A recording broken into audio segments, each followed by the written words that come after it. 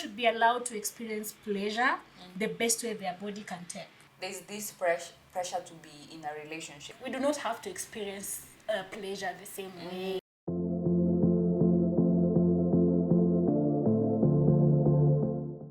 Hi, suffix, gays, days, everyone in between. My name is Kome Gatweri. I am your host on the Diversified Kenya podcast. And with me is a very special guest talking about our favorite subject, sex. Oh, yeah. I'm Scarlett. My preferred name is Scarlett, pronouns she, her, hers. I'm a sexual pleasure advocate, and also I lead an organization called Queer Women Human Rights Defenders, and I'm also a digital creator, and I'm so happy for the invite. The moment that I knew I wanted to speak about sex, I knew it had to be with you. Because I just needed someone that's really bold, very self-aware when it comes to intimacy and their sexuality, and no one fits that badge of honor better than you. Wow. So I love that. I love that me being myself and putting myself out there like has impact, Yeah. Like shows young people or even older people to like just be you, do you, enjoy. Pleasure is very important, So I think everybody should experience life like pleasure. Awesome. Yeah. So as we're talking about experiencing life through the lenses of pleasure, I'm going to ask you, what was your first interaction with sex? How old were you? What was happening? What were your thoughts? Well, I remember, I think I was in class 4. Was it class 4? Because I was in a boarding school. And of course, young girls were, there were people who were talking about having boyfriends. Imagine at that age, girls were like, I have a boyfriend. And sometimes it felt like, it's like a made up story to just catch up with the other girls, because at some point I also just got into it and started saying I have a boyfriend, and we have sex, and nothing like that was happening. So like the thought of like I just had the word sex through my friends, and it was like in class 4. I was so young. Yeah, so we didn't even like know the real meaning of sex like that, but we just knew it had to happen between a man and a woman, like a boy and a girl, Yeah, so that is like how I first interacted with it. In my case, I think with my peers then, we used to refer to it as tabia mbaya. I don't know why. Because if you ask me, it's definitely tabia tamu. Yeah, I know, if it's right? safe and consensual, it's definitely tabia tamu. Yeah.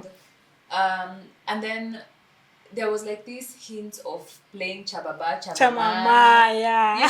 And kids are replicating like these scenes of sex. Even if we didn't know exactly what's supposed to happen, kids would like hump on each other, and I'm like, what? Like I remember the first time that I participated in those acts.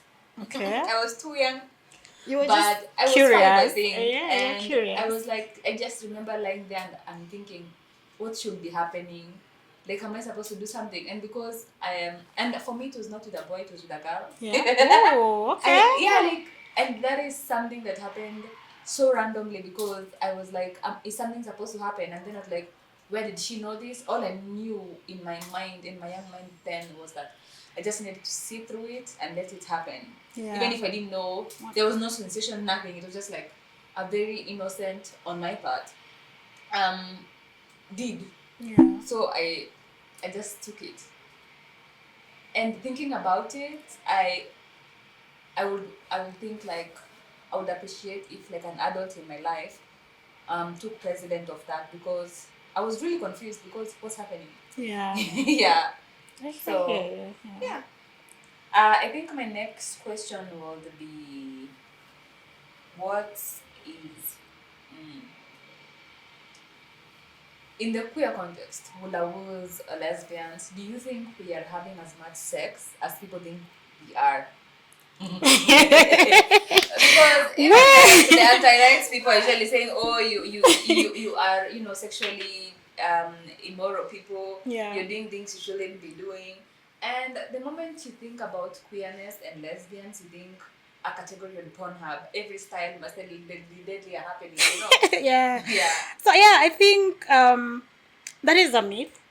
If of course people are I would say the people like that have interacted with that identify as lesbians are sexual beings, Yeah. but it doesn't mean they are going around having sex, you know. So I think it is just like we are just like any other human beings, right? Like there are people who are like sexually active and they are going around, you know, fucking around, and that also, like in the heterosexual space, it is happening. It is even worse actually in the heterosexual space, but they want to, like, it is because they have sexualized our experiences. Like they see you and they see a sexual being, and because like most of the famous questions that lesbians are asked, like who is the man, and it's not even about the relationship. It's usually like who positions who like a man, you know. So I think that is the reason why everybody, even I think even the lesbians themselves, they have accepted it, kinda like, oh, if we are sexual beings, then we are just sexual beings. But not every lesbian woman is a sexual being. We have asexual people, we have demisexual people. They have to connect you at some point for them to actually have sex with you. And I think it would be erasing their experiences, saying that lesbians are, you know, sexual beings and they are having lots and lots of. I wish we were though, but personally, like, so that if you feel like you want to have sex, you don't have to worry about being called a whore or you know, lose and things like that. Just go and do you and have the pleasure that you want. Okay. Yeah. I think basically what Scarlett is saying is that there's no one size fits all within the lesbian hula hoop dynamic. Yeah. Because at the end of the day, our needs, our sexual needs vary. Yep. Because at the end of the day, some of us can only have sexual relations in the context of a relationship. Some of us do not want to be in a relationship. Yep. Some of us do not want to have sex. So it's absolutely unfair to say that we love sex when all of us love sex the same, because it's not a one size fits all. I think my next question would be, how do Kenyan queer women navigate sexual liberation without, you touched on this, without being framed as loose, experimental, or hypersexual, especially how society is very quick to impose these things on lesbians? Well, I think again, I'd say for me personally, I had to, because I'm a sexual being, and I would say that I love enjoying sex, and I go for it. But it didn't like start back in the days. Yeah. Back in the days, I was scared to express myself. I was scared to put myself out there because of the myths and misconception about women who are sexually active, you know.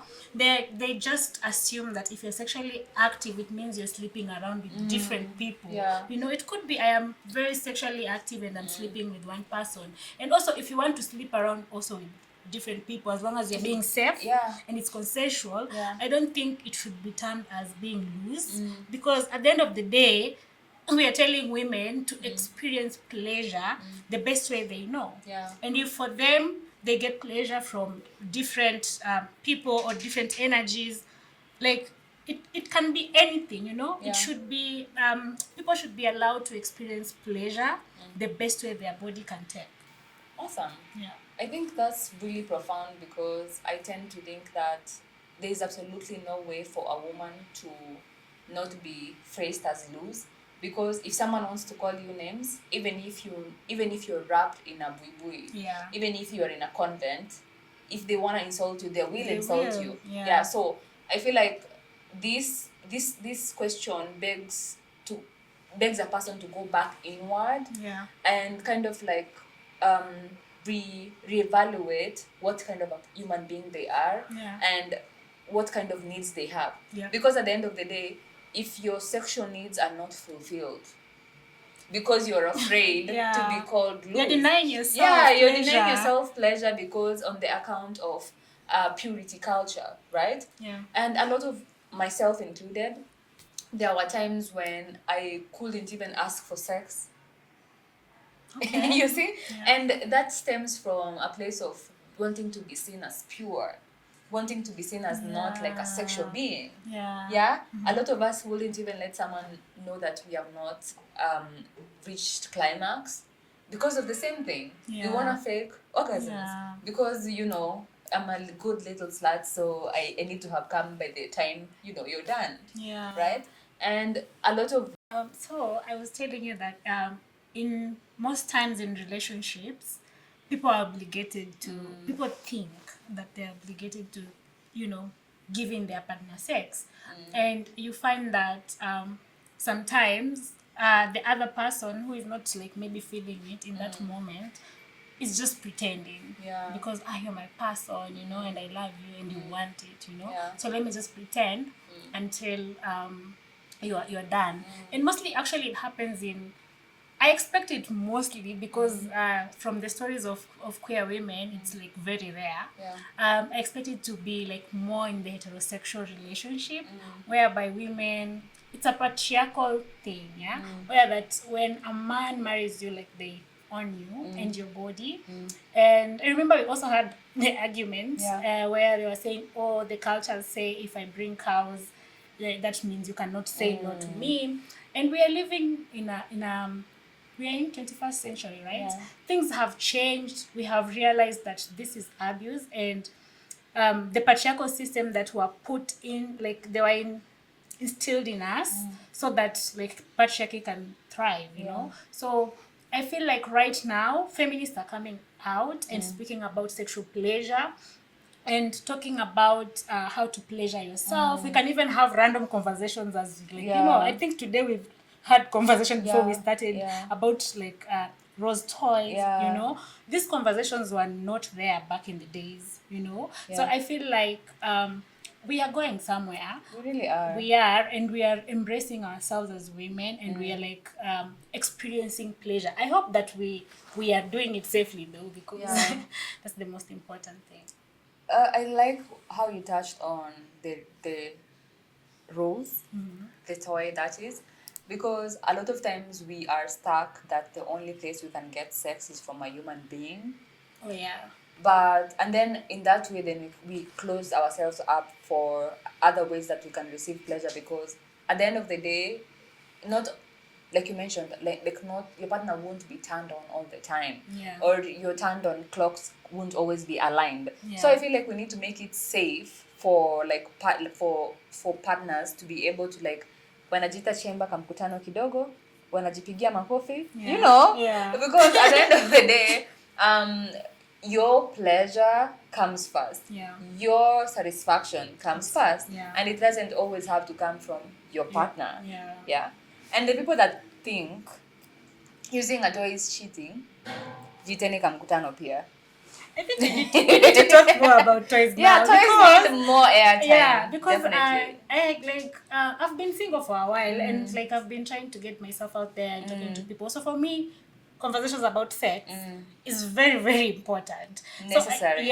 So I usually like have conversations about even like a self-pleasure, and then how somebody responds tells me like where they are sexually, because I feel like if I am getting into a relationship with somebody, they have to understand that for me, pleasure, like having sex has to like end with pleasure. If it's not ending with pleasure, then there's no need for me to have it.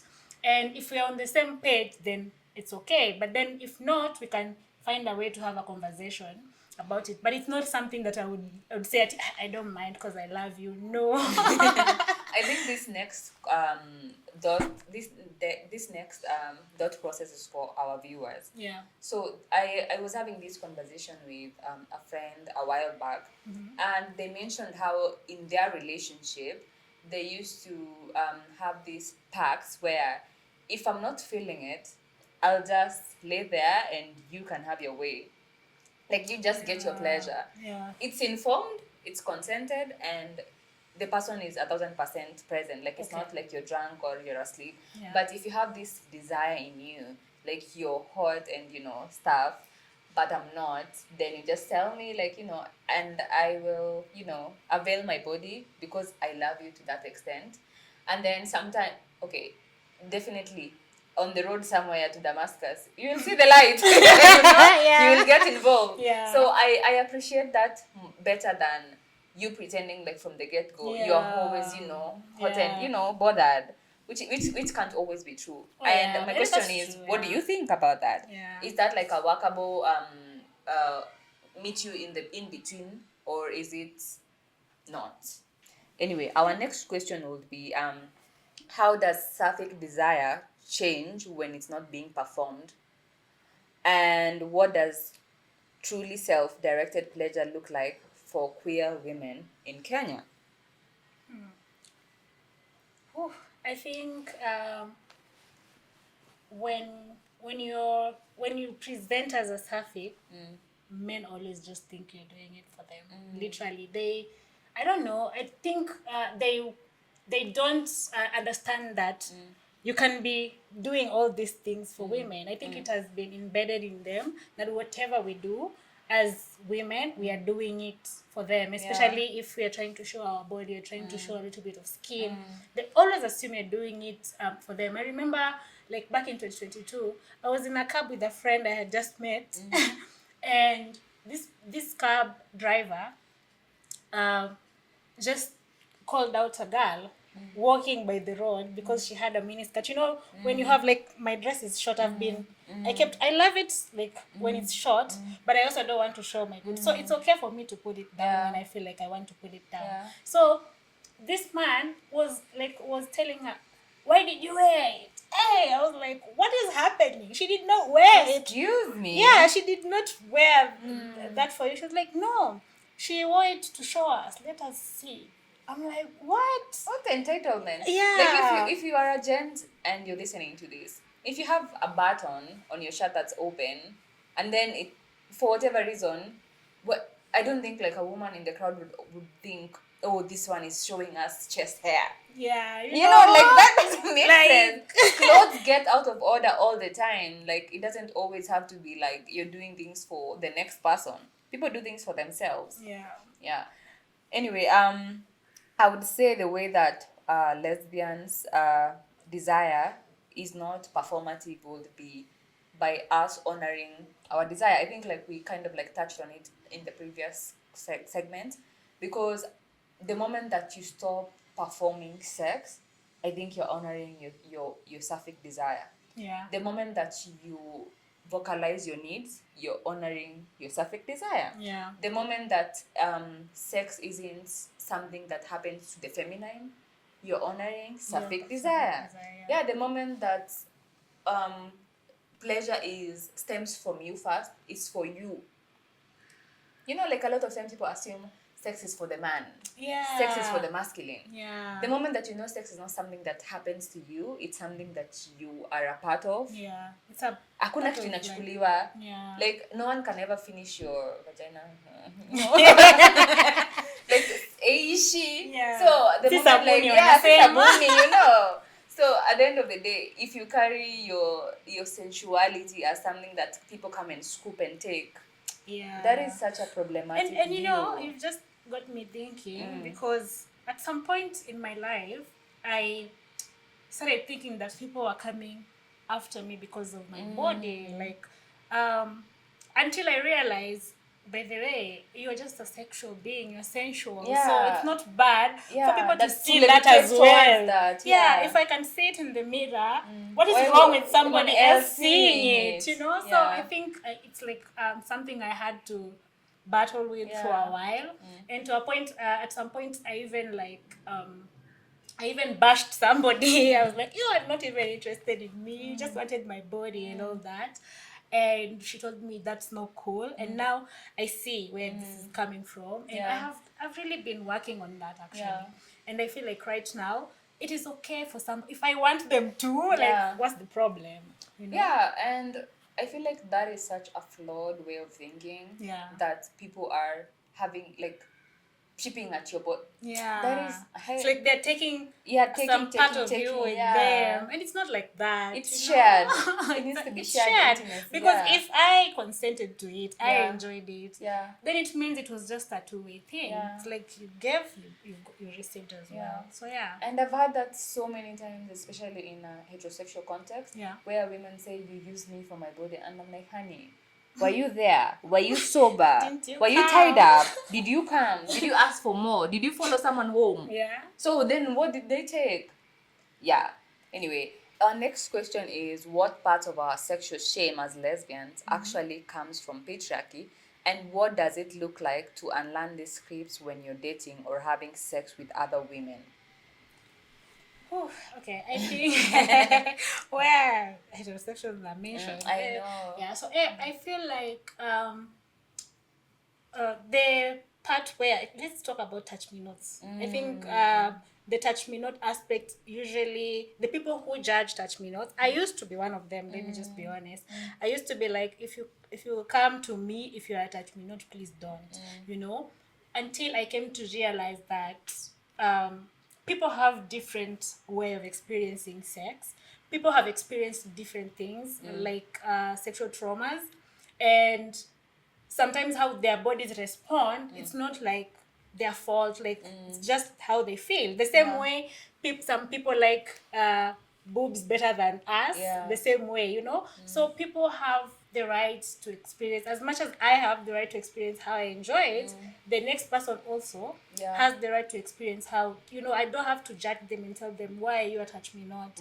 And then they always get judged that if you are touch me not, then you are definitely sleeping with On the men, DL. yeah, on the DL, and you're sleeping with men. And then this now comes into the point of masculines cannot be penetrated, you know. And I feel like sometimes even the mask women themselves they are denying themselves pleasure because they are embedded in the patriarchal normativity of whereby if I'm the mask, if I'm the You're the man aggressor. in the relationship, Yeah. then I'm the one who's gonna fuck you, you're not gonna fuck me or touch Yeah. me. So sometimes it's good to have this conversation so that somebody out there can be listening, so that they can explore. I feel For like sure. yeah, I feel like you need the touch me notes I've met, they had to explore everything, and they were like, you know what, I enjoy more giving Yeah.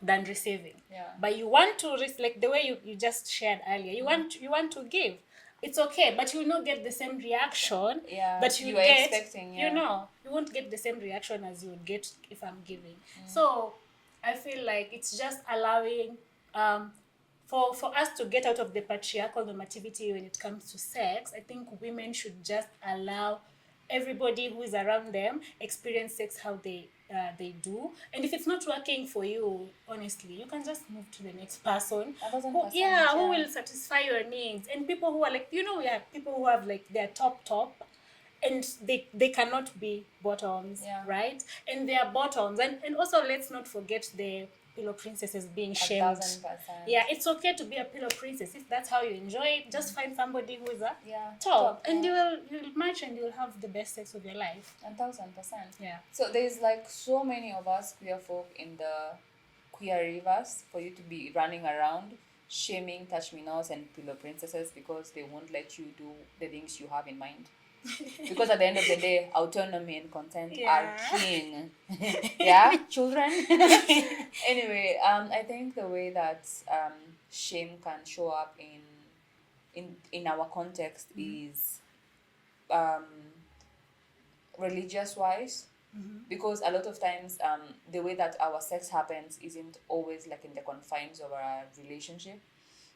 And I feel like personally it's something I would have carried around if I felt sexual desire and I was having sex outside the confines of like a relationship, because for us the closest you can get to marriage is a relationship or a committed relationship. Yeah. And a lot of people do not want to engage in casual sex because they think partnered sex is, you know, better to, you know, closer to goodness. Holier. Yeah, it's holier than to have, you know. Yeah. And again, at the end of the day, you need to honor your needs. So you replicating the things, Please. the places where like that do not have room for you, Yeah. which is patriarchy, the way that women should move. Who are you doing a service to at the end of the day? Yeah. The next question would be, there's a stereotype that sex between women is soft, safe, and harmless. How does this myth affect how we talk about boundaries, consent, STI awareness, and emotional responsibility in queer relationships? Oh, Yeah. well. Yeah, that's a heavy one. Yeah, it's a heavy one. I feel like, um, wow, it's like sad to admit that. Let me just go to the root. Like, it's hard to admit, but it's the truth that we have abusers We do. in the community. We do. We do have people who do not understand the meaning of boundaries. We do have people who don't want to accept no. And sometimes it can look like you have told somebody, maybe you had sex with somebody, it was good, and then they want it again, and you've said no, I don't want it. That does not equate for you to keep texting somebody, or starting to. It's kind of like, I don't know if it's gaslighting, or when they start telling you, oh, what did I do? Like, they make it about themselves, not understanding that somebody can just. It borders on coercion because you're trying to convince someone of your point of view. They said they don't want. It's okay. When they want again, if they want, they will tell you. And if you're still interested, you can still do it. So I think we have to admit that we have abusers in the community. But then again, we cannot erase the good experiences that, personally, I've experienced really good experiences, out here where it was soft, and it does not mean that the rough sex is bad. Some people just prefer it different as long as it's consensual, because if we say that people who are rough are harming someone, it would be pretense, right? There are people who like being choked. There are people who like being whipped. So it is important to understand consent. Consent is like the mother of it all. Like, there's nothing you can do without consent, even touching. Everything starts from there. Yeah, and I feel like when you touch the topic of consent, it becomes something else, because like yesterday we were sharing, and we were like, you have to continuously ask someone, and then the other people are like, I don't want to be asked all the time, is this okay, is this okay? And then we were like, it is okay to have a conversation with your partner before you are like get into it. If you are somebody who does not like to be, to be asked all the time, at least have like a safe word of when somebody is doing something that you're feeling uncomfortable, you just you just pop up the safe word. And you don't have to be into BDSM to have a safe word, because when you say safe word, people usually just assume that you're talking about BDSM. So safe words can be with you and your partner, to just get to understand where, like, it's a no-go zone, don't go there, so that you don't kill the vibe, in the moment, and say, no, don't, or stop. I feel like the theme I keep on stumbling upon is women, queer women, lesbian women, getting other women drunk because they are sexually attracted to them, so that they can make the having sex easier. And for the life of me, I cannot comprehend that, because for me, personally, as Kome, I'm absolutely not having sex with a woman if she's intoxicated. That's just me.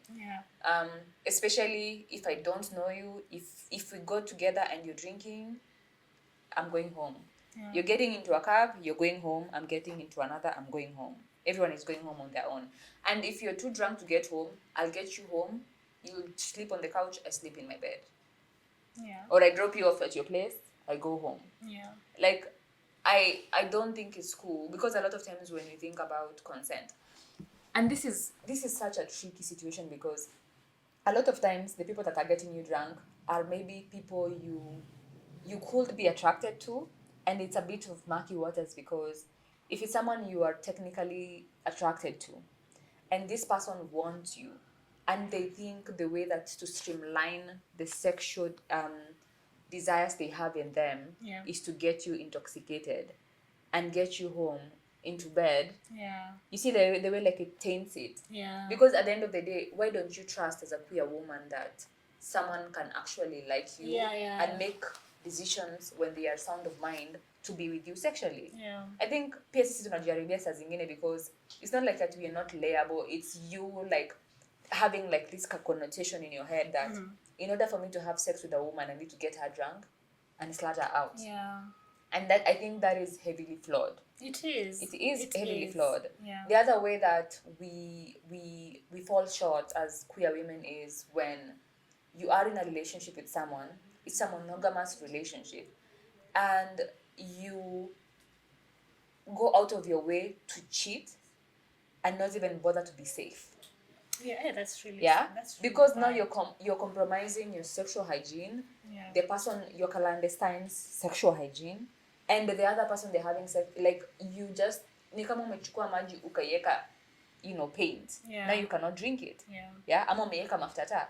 So I feel like that is such a disservice to people that we get into relationships with. Yeah. Because when you're in a relationship with someone, they trust you. Yeah. They just give you the benefit of doubt. And when you do those kinds of shoddy things, and I have always said this, like, no matter what, I feel like the best way to get what you want is to tell someone else exactly what you want. Yeah. And you will get it. If you say exactly what you need, I'm what you're about, you'll get it. Yeah. For instance, myself, I am single also. And where I could tell someone like where I'm at emotionally, I do not want to get into a relationship. I just want to date around. And if the conditions are right, then we can have sexual intimacy. Yeah. And I don't necessarily need a relationship. Yeah. And you'll be shocked how many people will be down with that. Yeah. So if all of us in the dating pool, if all of us, even in relationships, were honest about our desire, then we wouldn't have to be like scheming. Yeah. We wouldn't be having risque sex with strangers in a club bathroom without knowing anyone's status, right? Yeah. And the myth is that we cannot get HIV/AIDS. Oh, those. Lesbians, Wulaus can definitely get HIV. Actually, it's not reserved. They are the highest risk, actually. Because we are so unsuspecting and so believing that you don't even bother to get to know someone's status before you sit on them.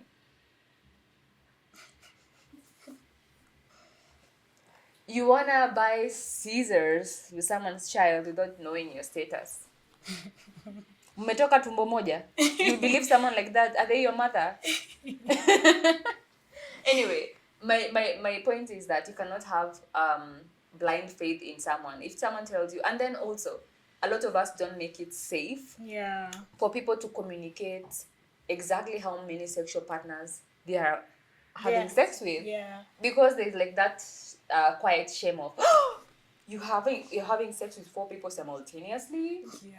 How dare you? It's like, if you can't do it, so I shouldn't do it as well. I mean, or in the past month I've had sex with 10 people.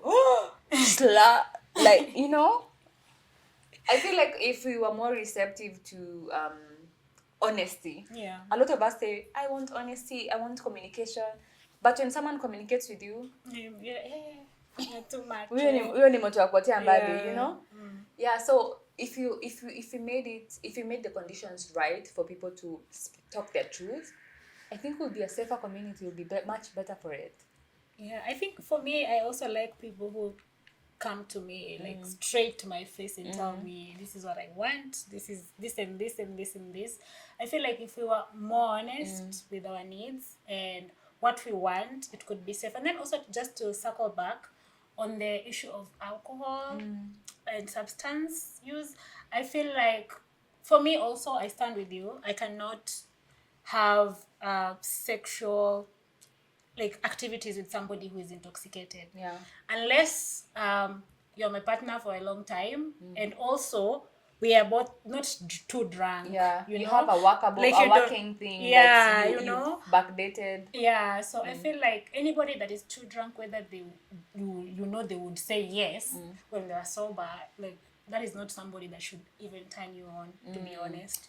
And if somebody who is drunk is turning you on, Like literally, if you're listening to this and somebody is drunk times you on, then you should check yourself, because sometimes we're abusers without knowing that we are actually abusing people. I think even if you both have been drinking, there's always the one that's more intoxicated. Yeah.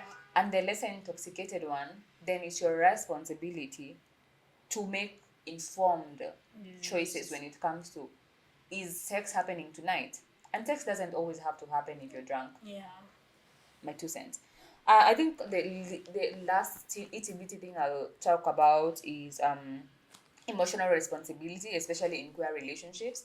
I feel like we can be a very dodgy bunch. Yeah. I feel like we can be very calculating. I feel like we have capacity to cheat, and I don't think we are doing people's children In our realm. right, because at the end of the day we Yeah. keep on like replicating these abusive systems where anytime we deal or date someone they have to heal from us.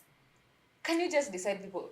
Can you Yeah. just be not be the villain in someone's story all the fucking time? Yeah. And some of us kind of like are in such a victim mentality even when we are in the wrong, that we do not have like a learning curve. Yeah. And anytime you get into a relationship with someone, I feel like damage gets done both ways, and you need to take responsibility for Yeah. your share. Yeah. Yeah, we have to take accountability. And that is as well. emotional responsibility. So Yeah. the next question is how do queer women practice sexual agency in a context where outing, surveillance, and moral policing are real threats? What does freedom even look like under pressure? Well, I'd say that, like, I think most queer women have just like created a community. So for people to actually get the freedom of, I don't think any woman has freedom. Yeah. Like that is just how it is. That's why we're like so busy fighting out here so that we can have the freedom of autonomy, yeah, to do whatever we want with our bodies. But then again, in the queer context, I feel like people are just like, I don't know if, like, I think also it is the fear of being judged again, Yeah. that makes it a bit hard for people to navigate around getting the freedom they want, because I feel like we have apps nowadays. Yeah. But then again, it's not that it's 100% Yeah, for safe. sure. You meet weirdos out there, you meet stalkers, and again, You meet the me and my boyfriend are looking for oh a yeah, dad. those are so many on Oh. Tinder. And then you find yourself now not having freedom anymore, because you're just scared. I think personally I am in that stage right now. Yeah. Like, I am a sexual being, I want to be sexual with someone, but then I'm like, you know, because Yeah. kimeniramba pia unajua, Yeah. like in terms of getting to meet people who are weirdos, you know, they come to your space, they don't have boundaries. I feel like for me, no matter how good the sex is, if you are crossing boundaries, if you are not respecting yourself enough to take care of yourself as a person, I think that is also a red flag. So I feel like when you get to a point where you have reached to where you have like standards, then you do not have freedom anymore. And it's the society that has forced you to have those standards, because when you let yourself out there, you just meet weirdos. Yeah. You know? So I'm going to read this to re-emphasize it, and so that like I can see the image in my head. How do queer women practice sexual agency in a context where outing, surveillance, and moral policing are real threats? So as a queer woman myself in Kenya, I realized that I have these circles of care that I can actually show up as myself. And I realized like the way that I kind of like code switch socially, because if I'm among the gays, if I'm among queer women, I am Yourself. like the most authentic version of myself. And when I'm outside in the wild, nenda stage, kupanda matatu, I'm just like I have this like resting beach face. Yeah, you don't want I anybody don't to want to even talk look to at you. because at the back of my mind, I know like the threat is real.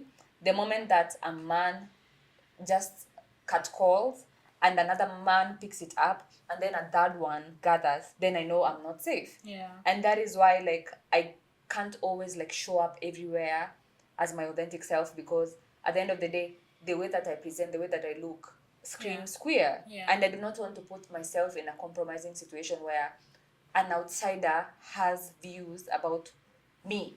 Yeah. And even if you have views, I would rather like you speak to them about them to your friends. Nisisikie. Like I'm not gonna stand there and involve myself in your views, because honestly that's absolutely none of my business. Yeah. What you think about queer folk is none of my business. So at the end of the day, I keep my authenticity within circles that I have cultivated over the years. And I also realize like a lot of us are queer in name. Like people know, yes, we are queer, but they can never really experience us because we save ourselves for community. Yeah. And that is so underrated. Yeah, I think it is underrated. And I feel like if you, let me just maybe speaking to somebody who is listening, Yeah. if you are that person who is craving to have the freedom to be yourself, to be to like even to experience your sexual like in fullness, right? Find the community that embraces you for who you are. Find the community that will welcome you, will help you heal when you're heartbroken. Yeah. Because I know that there are so many people, there are so many queer women who are like in the closet, and when maybe they break up with their partner, they don't even have a friend to call because they have a different lifestyle. It's not, they're not living their authentic self, and it's because of the society and or maybe because of situations that they're living in. So I feel like if you're listening to this, you just have to find 2 or 3 people you can speak to, because it's important to talk about sex, it's important to talk about mental health, and how sex can also affect mental health. Yeah. So as someone that had a really big platform on social media before I knew what was what, I remember the moment that I debuted myself as a lesbian in Kenya, having to block a lot of people from my hometown. And that stemmed from the shame of like, what would people say back home? Yeah. So before they could react to me, I thought like, you know what, I'm gonna block you first so that you don't have access to me. Unfortunately, the kind of place I come from, if anything like that is out, then everyone knows it's a small town. And the other aspect that I observed was that when it comes to showing up especially on social media, there's like this public personality. I won't mention who. I don't have lawyer monies and the defamation money, defamation suit money. And I remember they were making a joke about how can a woman cry over fingers, and it's a queer person. And I feel like yes, we can joke about that within queer circles, but I don't think like you can point at a camera and say, imagine that you're crying and being heartbroken over fingers. But what's wrong, man? I mean, I've never been heartbroken because like somebody who was really good like with sex, like we had broken up. So I'm like, what do you mean? People can cry I because feel of like that. women mourn the best eaters all the time. They there's mourn. nothing. It's not like something to shame people about. Exactly, and I feel like reducing sexual pleasure to just fingers takes away from the emotional, takes away from so much about like the sapphic experience, especially romantically, that you just like reduce it to figures. That's crazy. I know.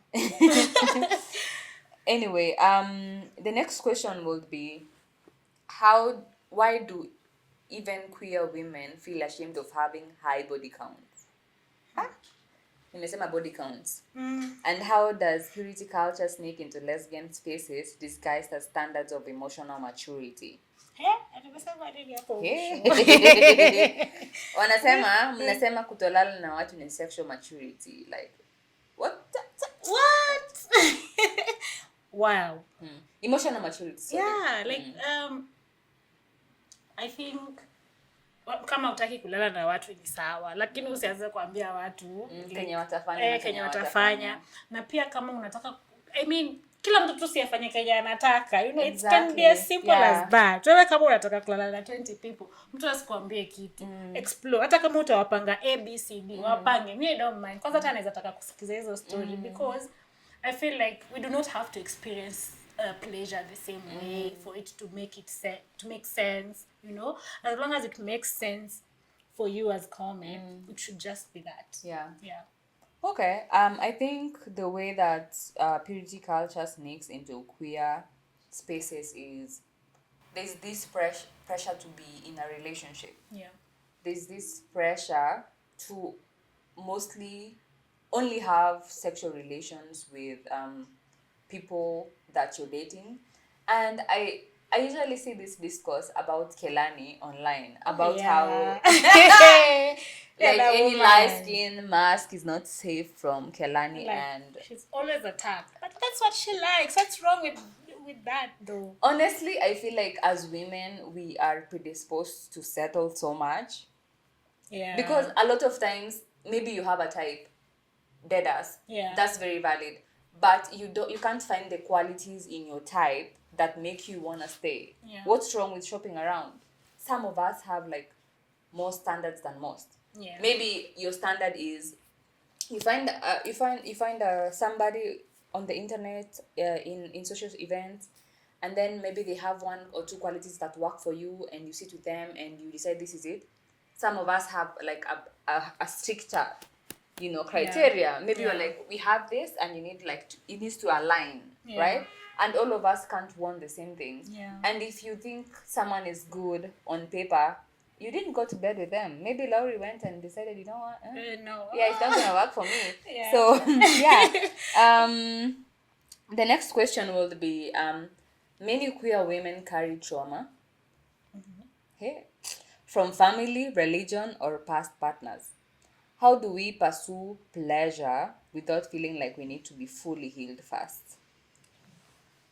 Oof, that's like I saw that question and I was like, Um, I think it's like really mental when you look at it.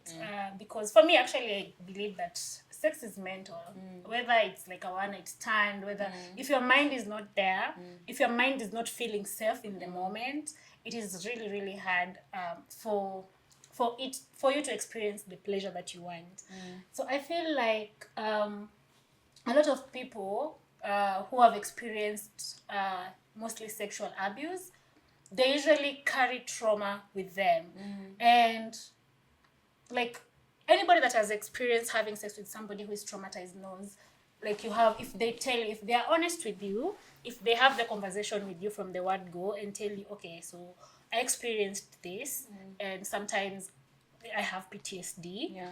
And sometimes I just remember and I become non-sexual, completely non-sexual, even if I'm in a relationship. So I think when somebody has explained or shared that they have the traumas, it is easier for the next person to understand that when maybe the PTSD comes in, when maybe they're in the moment having sex and then this person just Yeah, remembers. closes up, yeah. Yeah, like they should treat them with kindness, because at the end of the day, as much as me as Scarlett, I want pleasure, I also want the next person to also have the same pleasure and feel safe, because good sex, good pleasure begins with feeling safe first. And if the person is not feeling safe, then it cannot work well. So I feel like we need to show each other grace, especially for the people that have experienced traumas from even families and religion, and even people who are, especially people who have gone through conversion therapies in form of corrective rape. Like, it is literally bad for them to experience pleasure fully. Like, most survivors of sexual abuse don't really enjoy pleasure fully, because as much as yes they want to enjoy in the moment, there will just come a time where like Yeah. PTSD happens. It crosses everything. Yeah, else, every yeah. time. So I feel like it has a long-term impact. It takes time. There are therapists. I think talking also about it with people who are safe, talking about it with your partner, like your partner assuring you that they will always, like, ask for consent. And that's why I usually emphasize on people, having to ask for consent continuously. When you're changing position, ask, is this okay? I know some people say it's a turn off when people ask. This is a nice way to ask. Yeah, you can be don't have clever to- about it. Yeah, Like, you be like creative. that, I mean, study. I know queer women are very creative, Yeah. and so you can be creative, but just make sure the next, even if this person has not told you, so many people don't like talking about their past traumas. So I think that's why consent is really essential. I'm gonna go out on a whim and talk about like the other side of dealing with trauma, Yeah. I feel like yes, there will be like a bunch of people that have gone through sexual trauma that are sex averse. Yeah. But there's people that now become hypersexual Oh yeah. to take back their power, and that too is valid. Yeah. That too can be a medium of healing. Yeah. I think sexual pleasure can be healing. Yeah, I think it you is can, healing. it can be a place to like reclaim your power. Yeah. And it doesn't always have to look the same, like I said. So if someone feels like the only way that they can be able to like deal with some things is with their hands tied up, if anyone feels like the only way that they can reclaim their power is by having someone spank them, if someone thinks like the only way they can take their power back is to be in a menage a trois, let them. Yeah. Because a lot of us, like we said, for many women, sex used to happen to them, and now we want to be a part of it. Yeah. We want to be in charge. We want to be a dom. We want to step on your back and make marks on your back, right? And I feel like people should be able to do that, because at the end of the day, trauma does shape our sexual experiences immensely. Not just the sexual parts, but even the emotional part and even our relational part. And a lot of us are like luckier with it and like than most. Yeah. A lot of us are unluckier than most. And I feel like finding a way to experience sexual pleasure in a way that frees you, finding a way to experience sexual pleasure in a way that it fulfills you, should be your life's work. Yeah.